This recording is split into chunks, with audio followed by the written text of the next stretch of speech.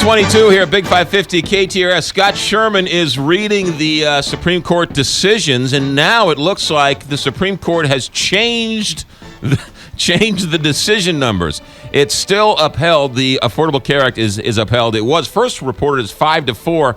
Now it's 6-3. Scott Sherman is getting all that figured out, and we'll talk to him here in a bit. But first, earlier today, STLtoday.com, and in the newspaper that was found in your bushes on your front step, David Hunn, our next guest, wrote a story which can only be described as unbelievable. And let me publicly say, David Hunn, great story today. Thanks, McGraw. I hope your bosses and your editors appreciate the legwork you did on this thing.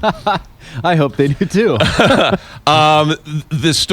overview, you got a hold of some emails in which David Peacock, Jeff Rainford, and Doug Woodruff, who runs Downtown Now, one of those. Yeah, Doug Woodruff is the president of Downtown STL, which is the former Downtown Partnership, or Partnership for Downtown St. Louis. It's the Downtown Business Association. And these emails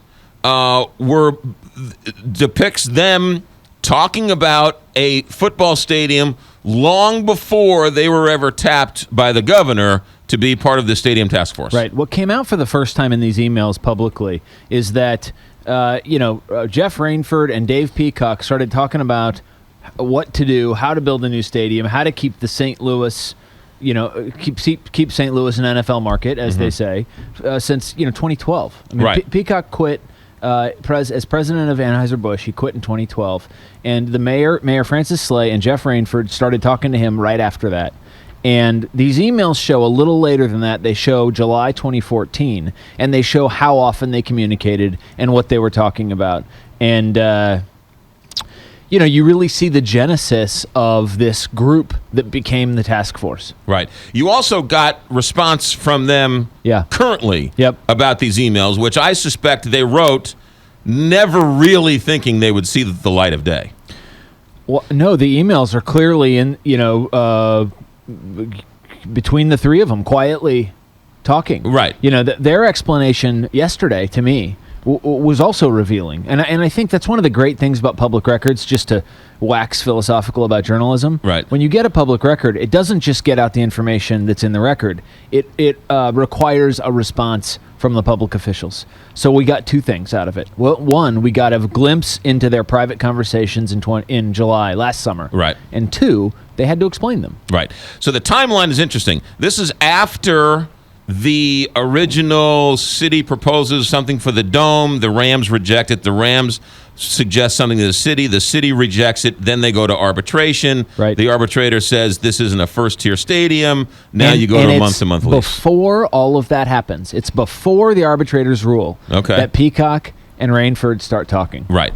It seems to me from your article that Rainford, Peacock, and Woodruff sort of come together and say, no one's really doing anything. We need to sort of start talking about a way to save the Rams by ourselves. Between the emails and the explanation of the emails from the three of them yesterday, that is exactly what came out. Okay. The governor in your article says that the governor really wasn't involved in this three-man conversation. Yeah, so one of the things that we learned from these emails is really who's driving this ship from the beginning.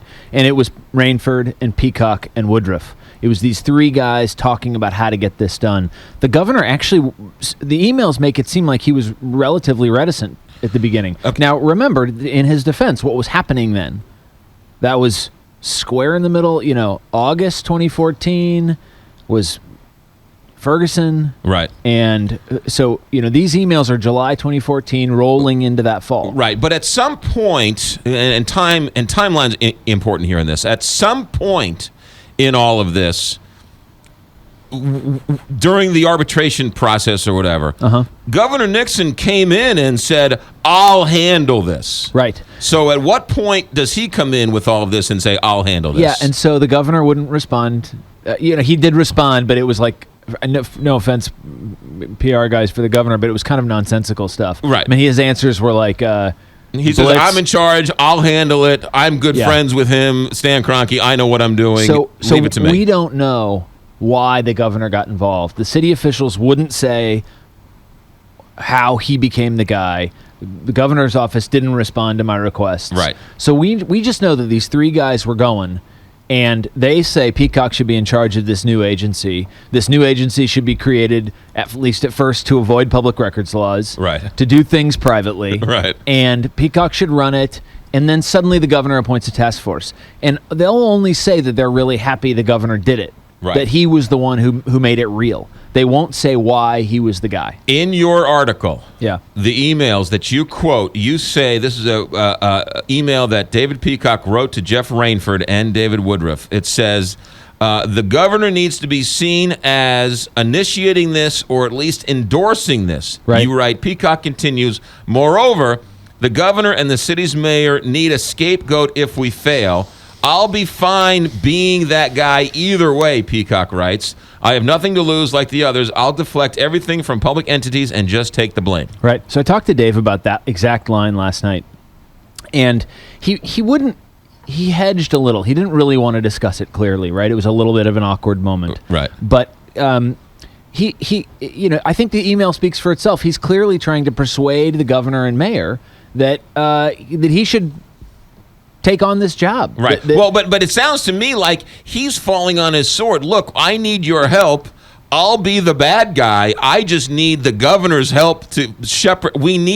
Us three are not powerful enough to do this. We need help. I understand you don't want to be the bad guy. I'll be the bad guy if this goes down. Yeah. So it's almost like Peacock's the one driving the ship and being the leader in all of this. I mean, that is exactly what comes out in these emails. Is that this ship is being run by, these three guys, Peacock, Rainford, and Woodruff. I mean, Right. they're the ones that started it, and Peacock clearly is the one they've all decided is going to be the leader on this. Right. And so when after Kroenke leaks the story to the LA Times, Yep. shows the plans, I'm Yep. building a new stadium, paying for it myself. January 2015. Then Nixon comes and says, I'm appointing a task force.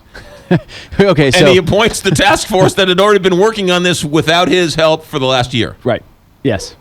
So I mean, that's one thing that I think bugs me as a reporter. Yes. Right, is like, why didn't you just come out and say, hey, these guys have been working on this. I'm making it official. It's not like we're doing something Right. wrong. I Right. mean, just come out and say it. Hey, these guys have been working on it already. Kudos to them. They've gotten a lot done, but they need my support. Right. I'm appointing them in an official capacity. Right. I just don't understand. Yeah, it's really interesting. So that's what I wanted to ask the governor last night, and I asked for him to call me personally, which I know is a long shot, but Right. I just wanted to ask that question. Like, how did you get into this? Why did you do it this way? Right. And I tried. Well, the question everyone's had, or I've had, is why has it been so secret? This isn't nuclear secrets. These aren't nuclear launch codes. And the problem is that we don't know enough to know the answer to that question. Right. We don't know enough to know why it's secret. Maybe we will someday. Maybe we won't. Did they bring in John Deal on this, or they tried to? So or? that was an interesting moment too, because for the first time ever, we have always thought that John Deal was the one carrying water for the city and the Right. stadium project. Right. Which is interesting because it aligns him with Nixon, which puts him in a politically difficult spot. Right. Yes. That's never come out publicly. This is Right. the first time publicly where his name appeared in a meeting with Yes. Rainford, Peacock, Woodruff.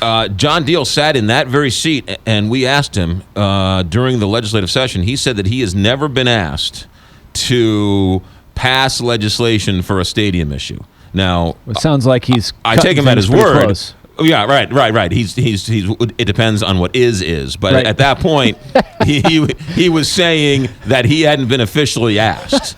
So, which sort of goes in line with they don't think they need a bill because they can just do whatever they want with the existing law. Yeah, and I'll tell you, I asked all three of those guys what Deal's role was, and they all hedged also yesterday. Right. Because So- of course now he's been the disgraced Speaker of the House and Right. and so and had to resign in a disgrace. But that said, if Deal was the one who got that language removed from that one bill that would have required a vote, a legislative vote or a public vote Right. for the state to continue paying for, its share of the money. Right. If he's the one who got it removed, then he did what he needed. Right. That's a good point. Yeah. The end of your article, David Hunn's joining us, stltoday.com. It's a must-read story if you're following this Rams thing. And the Rams, and for the next 20 years, the Rams staying or going is a huge part of the region. The end of your article, David Hunn, I think is really interesting. Peacock says, because I almost got a sense reading between the lines that they were a little hesitant or upset that you obtained these emails and were asking them about it, even though it looks like they didn't do anything wrong. And Peacock alludes to you and says, it's a good thing we were doing what we were doing, because if we waited, we would have been behind the 8 ball and not been able to have everything we needed up to this point. Yeah. That's a really hard question for me to answer. Were they angry that I got the emails? I would say they did not present themselves that way. Okay. They presented themselves as being explanatory. Right. And I appreciate that. Yeah, sure. They called me back, right, which I appreciate. All 3 of them did. Right. Peacock came really late, which is why I didn't get a whole lot of him into the story. Right. But Woodruff and Rainford spent as much time as they could with me on the phone. Right. And I don't think Which is good, because, as you said, they weren't doing anything wrong. Right. They were just trying to figure out a way to keep the Rams in St. Louis. Right. Which is great, yeah. Yeah. And then Nixon holds the news conference on the riverfront and says, hey, if we don't do anything, this riverfront's going to be like this for the next 10 years. Right. But we now know why, shortly after Nixon appoints them to the task force, they came out with these plans that they had already been working on. Yeah, I mean that's the thing that I think is so revelatory in this, is we learn who was driving the ship, right, and who's not driving the ship. Yeah, and when they started working on it, It's a really great piece. David Hunn's been following this the entire time. Thanks for coming in. Talk to you soon. Yeah, nice to be here. Thank you. 9:34 here, Big 550.